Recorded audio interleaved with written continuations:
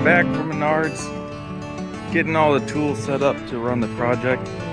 Started designing this morning, so I think it'd be a nice goal to try and get everything finished today. So just 2 of the nesting boxes. If I can get all that done by tonight, I'll be happy. Excuse the road noise that you get living 10 feet off the highway.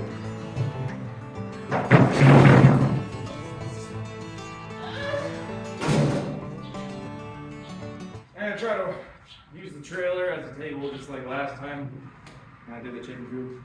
Bringing it inside because it's hot as a freaking ball sack. I'm using 1 sheet of 3/4 inch plywood sheathing per box. This ran me roughly $32 a piece. Plus, and what you'll see later on, depending on how you want to mount these, you'll also need a few 2x4s. So, to start, I thought it'd be a little safer to break down the 4x8 sheets before I pass them through the table saw.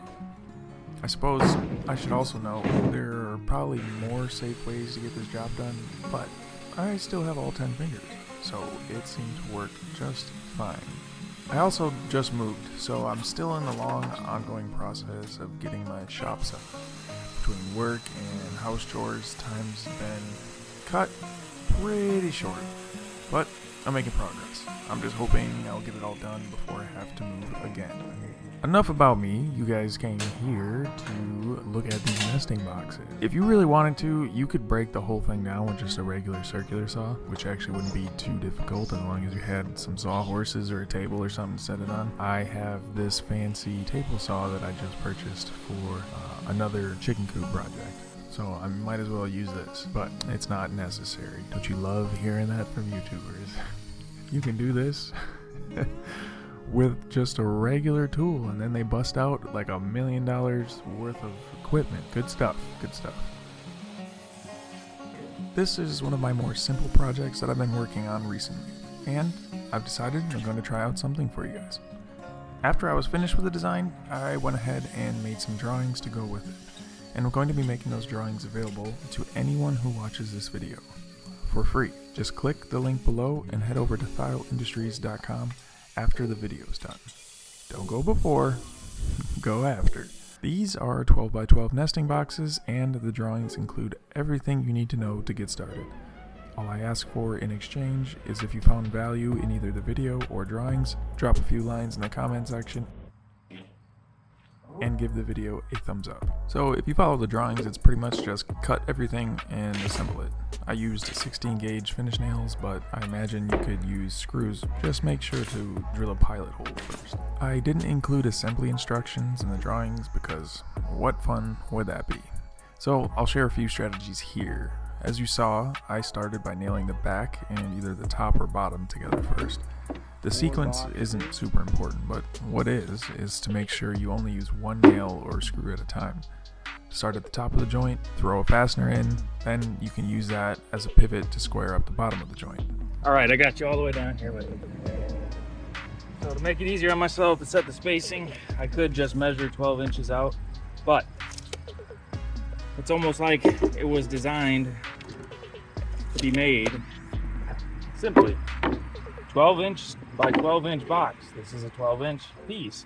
I'm gonna slide that in there. This butts up against there. We'll get another 12 inch piece on top. Square it up perfectly. Now I just gotta nail it in. Won't even have to measure. I'm only putting 1 in, and then I'm gonna flip it over and put the other side in. Otherwise it could get out of whack. So we're good.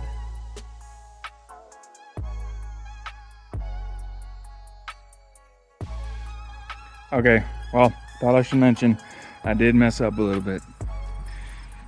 I completely missed the joint there. So all I did to avoid those sharp edges and keep the chicken safe was grab a pliers and just bend the nail back and forth until it snapped off.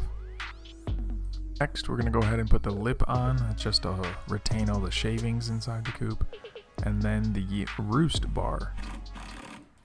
The roost bar is made up of a few pieces of 2x4s. It's really nothing fancy. I threw a small chamfer on the end just to add a little aesthetic flair, but other than that, The only thing that was left to do was decide how to mount it. I went with the French cleat method, but Oh, it didn't split. Look at that. I think a lot of people are just screw it into the back of the wall, which is totally fine. I just went an extra step because I know I might have to move these in the future, so just make it a little easier on myself. Okay, and that should be it. Then we just set her on top. Side note, I already put the spacer on the back. Kind of on accident, I may or may not have put that French cleat on backwards. Slide down. Boom.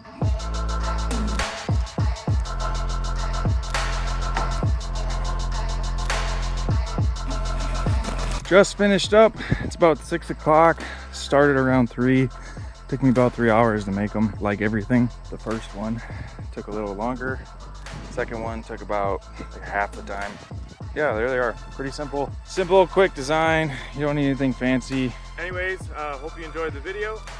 Thanks for watching and see you next time.